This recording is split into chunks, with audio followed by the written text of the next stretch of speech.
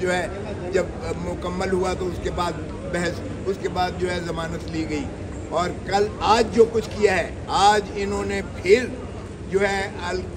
بحریہ ٹاؤن کے سارے جو ہے وہاں جا کے ریکارڈ روم پر انہوں نے بحریہ کے دفتروں پہ قبضہ کیا ہے، انہوں نے وہاں جا کے یلغار ماری ہے، انہوں نے وہاں سارا ریکارڈ قبضے میں لیا ہے، اور یہ کاوش کی ہے کوشش بتانے کی کہ جی ہم القادر ٹرسٹ والے جو ہے فائلیں لینے آئے ہیں، جو سہاوے میں جو ملک ریاض یا بحریہ ٹاؤن نے جو زمین سہاوے میں ٹرسٹ کے نام کر کے القادر ٹرسٹ یونیورسٹی جو وہاں قائم کی ہے، اور جو کہ ابھی بھی موجود ہے، اور جو ٹرسٹ کے نام ہے، جس میں سے ایک دھیلا، ایک پائی بھی نہ تو بشرا بی بی کو میسر آئی ہے، اور نہ ہی عمران خان نے اس میں سے کوئی ایک پیسہ بھی وصول کیا ہے، یہ شواہد میں آ چکا۔ اور اسی طرح وہ جو بحریہ ٹاؤن کا جو 190 ملین پاؤنڈ کی بات کرتے ہیں، وہ ملک ریاض کی فیملی کا پیسہ تھا، اور حسن نواز نے one Hyde park palace, Hasan Nawaz جو ماشاءاللہ نواز شریف صاحب کے فرزند ارجمند ہیں، انہوں نے بیچا 50 ارب روپے میں۔ نواز شریف کو تو کوئی نہیں پوچھتا،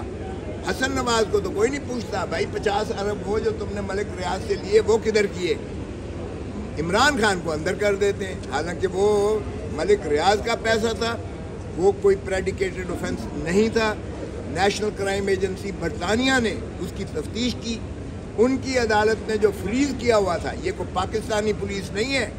کہ جس کو جو چاہیں اس سے کروا لیں، اور نہ ہی یہ پاکستانی عدالت تھی مجسٹریٹ کی کہ وہاں سے جو مرضی کروا لیں۔ وہ district court Westminster, district جج ویسٹ منسٹر کا فریز شدہ اکاؤنٹ میں انہوں نے جو تفتیش کرنے کے بعد یہ پایا کہ یہ جرم کی پاداش میں یہ پیسہ نہیں آیا، یہ ملک ریاض ایک بزنس ٹائکون جو ہے وہ اس کا پیسہ ہے۔ انہوں نے چنانچہ یہ پیسہ عدالت کے حکم پر ایک ڈیزگنیٹڈ اکاؤنٹ جو کہ سپریم کورٹ کا اکاؤنٹ تھا، اس میں وہ 190 ملین پاؤنڈ سیدھا عدالت کے حکم سے المشرق بینک لندن سے وہ سیدھا سپریم کورٹ کے اکاؤنٹ میں آیا۔ اور یہ آج بھی، کل بھی میں سن رہا تھا نواز شریف بڑے بانگ دہل بڑھ کے مار رہا تھا کہ 190 ملین پاؤنڈ چوری کیا۔ وہ چوری کس نے کیا ہے؟ آیا تو سپریم کورٹ کے اکاؤنٹ میں ہے، اور آیا لندن سے ہے، اور آیا لندن کی عدالت کے حکم سے آیا ہے، جو کہ ان کی جو ہے نیشنل کرائم ایجنسی لندن نے وہاں سے فریز کیا تھا پیسہ۔ کل بھی تمہیں شرم نہیں آتی اور پھر بھی یہ کہہ رہے ہو، اور پھر الزام لگاتے ہو ثاقب نثار پر۔ تمہارے جو ہے کرتوت ماشاءاللہ کسی کو بھولے، تم نے 6 آف شور جیلی کمپنیز بنائی لندن میں، تم نے جو ہے ہائیڈ پارک کی جو ہے وہاں دنیا کے مہنگے ترین فلیٹس خریدے، اور پھر تم نے جو ہے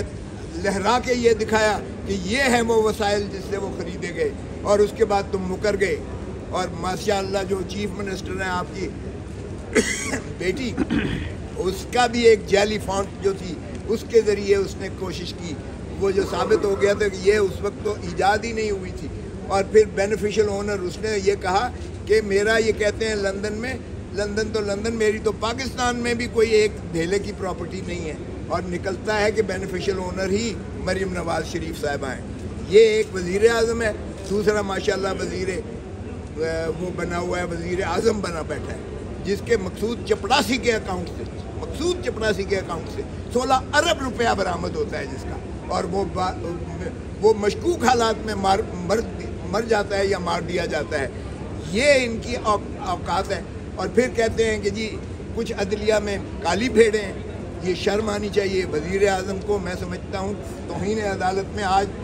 جیل میں ہونا چاہیے، وزارت عظمیٰ کی بجائے آج اسے جیل میں ہونا چاہیے وزیر اعظم شہباز شریف کو، بجائے اس کے کہ وزارت عظمیٰ کی وہ کرسی پر بیٹھ کر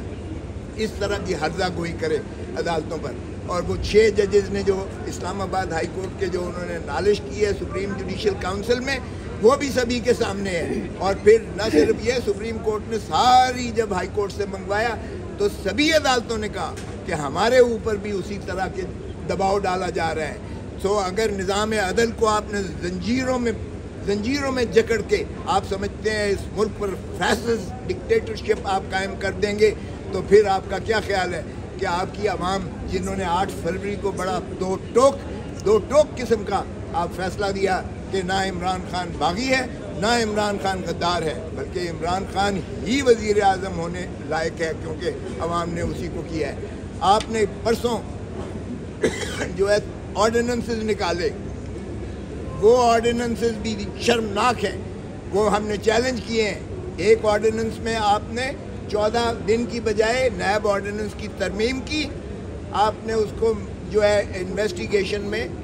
فزیکل ریمانڈ کا 14 دن سے جسمانی ریمانڈ کا آپ نے 40 دن کر دیا، 40 دن کر دیا۔ یعنی یہ اندازہ کیجئے گا یہ کس کے لیے کیا جا رہا ہے، یہ عمران خان کے لیے کیا جا رہا ہے۔ اور پھر جو دوسری شک اس نے ترمیم کی وہ یہ تھا کہ اگر کوئی جھوٹا کیس درج کرتا ہے تفتیشی تو اس کو سزا 5 سال کر دی جائے گی۔ اب انہوں نے 5 سال سے کر کے نیچے گھٹا کے تو 2 سال کر دی، تاکہ ان پہ سے خوف چھٹ جائے اور جو ان کو استعمال کیا جائے۔ تو نیب کو پولیٹیکل انجینئرنگ کے لیے استعمال کیا جا رہا ہے۔ اور اسی طرح الیکشن ایکٹ میں انہوں نے ترمیم کی۔ آج جسٹس شاہد کریم صاحب نے آج فیصلہ دیا ہے جو سلمان اکرم راجہ کی پٹیشن پر، اور انہوں نے یہ دیا کہ جو چیف جسٹس نے نام دیے ہیں 6 ججز کے، ان کو ٹرائیبونل تعینات کیا جائے، اس لیے کہ 2 جج صرف لاہور ہائی کورٹ میں تعینات کیے گئے ہیں، اور 2 ججز 300 مقدمات 2 ججز کا فیصلہ نہیں کر سکتے۔ یہ 6 مہینے تو کیا یہ 5 سال بھی نہیں کر سکیں گے۔ اسی لیے chief justice Lahore high court نے 6 ججز ایڈیشنل بھیجے کہ ان کو کیا جائے۔ آج انہوں نے اس شک کو ختم کرنے کے لیے انہوں نے ترمیم کی ہے کہ نہ صرف ریٹائرڈ